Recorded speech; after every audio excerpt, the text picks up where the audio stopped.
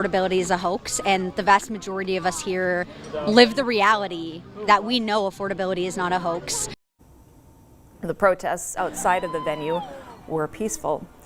It has been a frigid day, and now we're waiting for another storm to roll in. We've got Chief Meteorologist Josh Hodell joining us now. Yeah, but at least it's kind of like a weak little storm. Yeah. You know, nothing over the top, not one of those big nor'easters, so that's good. We're watching kind of two separate entities here, one working through right now. This isn't going to do anything more for us other than a flurry or snow shower. That's the main one. Races to us, it's here by morning. Right now it's just cold and the wind is a little bit on the gusty side, so it's 25, making it feel like it's 18. Temperatures are really at the lowest point of the night here. By morning, we're going to warm these up to around 30. And we have winter weather advisories in effect for Wednesday. We'll time out the snow. We'll let you know what to expect. Candace, I should see you in about 15 minutes or so. See you then. Thank you.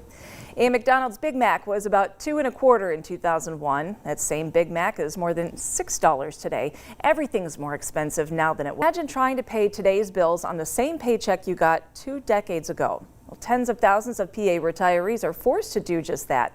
2822 Harrisburg reporter Dennis Owens explains. On the Capitol Christmas tree, you can find a Grinch if you look hard enough. But the state workers who retired before 2001, there's plenty more roaming the halls. Well, they're not statistics anymore. They're real people. Are hungry or they're cold. About 60,000 retired state workers and school employees were not included in Act 9 of 2001, which bumped pensions moving forward, ignoring those who had already retired. On average, their pensions are less than $20,000 a year, which has not been increased in 23 years. We have people in their 80s and 90s that are living off pennies a day. They shouldn't have to decide between groceries, medication, selling their houses that they work so hard for. We've got to just take care of them like they took care of us. Bills to give these pre-Act 9 retirees a raise have passed the House, stalled in the Senate. Many Republicans fearful of adding on to the state's already hefty, unfunded pension liability. So we have to find another solution on the funding source. Republican Senator Frank Ferry's bill would take the interest from the rainy day fund, about $100 million a year, and boost pensions by 15 to 25% for those pre-Act 9ers. That addresses the concerns of colleagues on the unfunded liability part, while also, most importantly, taking care of these former state employees. Advocates say those former teachers and troopers and librarians who took care of so many deserve better. They are very proud people, and they don't want to ask for help because they're used to giving, not asking for help. But they're asking lawmakers for their first raise in nearly a quarter century. Well aware, legislators got an automatic 3.25% increase just last week.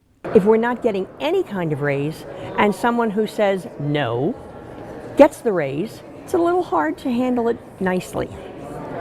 Not fair. Fair is my favorite four-letter word that starts with F. But there is a political reality. Such issues usually don't get dealt with until the budget, which will be next summer, meaning hopefully those retirees could have increased pensions by next Christmas. At the state capitol, I'm Dennis Owens. Students are preparing for the end of the semester, and the final exams, of course, come along with it. And one local university is focusing on helping students de-stress ahead of finals. 2822's Colby Hughes has our moment of zen. As the semester comes to a close, college students are busy studying for hours on end to prepare for their final exams. It's been really stressful.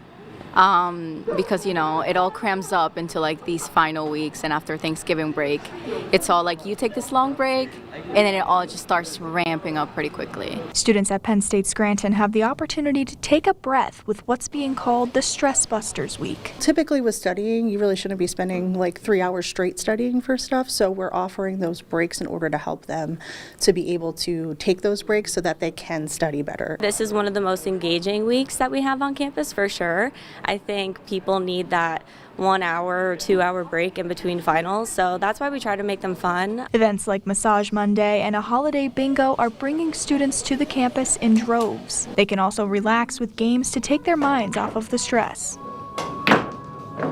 You know, a lot of us kind of have our separate lives other than college. So with all of the stress of college on top of everything else, it's just really overwhelming, and I feel like the events that they do on campus really, really help. Being able to have these events on campus to promote just like a good well-being, good mindset and whatnot, just really helps us be like, hey, it's okay. Like, we don't have to worry too much about it. It's not the end of the world. Within the Stress Busters events, students are also finding a place among their peers. Being able to have a community that has just a lot of people who are open to helping other people makes things so much just less stressful. Colby Hughes, 2822 News.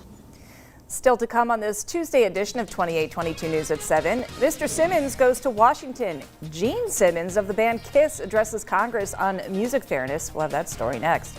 And later, if you're looking for a unique job, Oscar Mayer's hiring.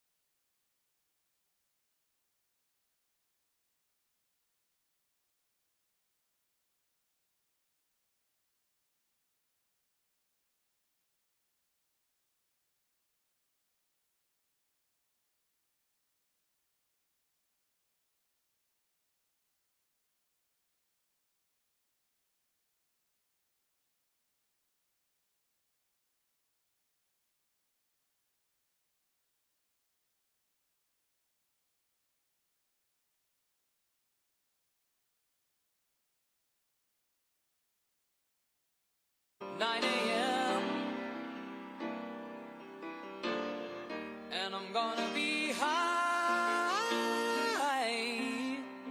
as a kite by then.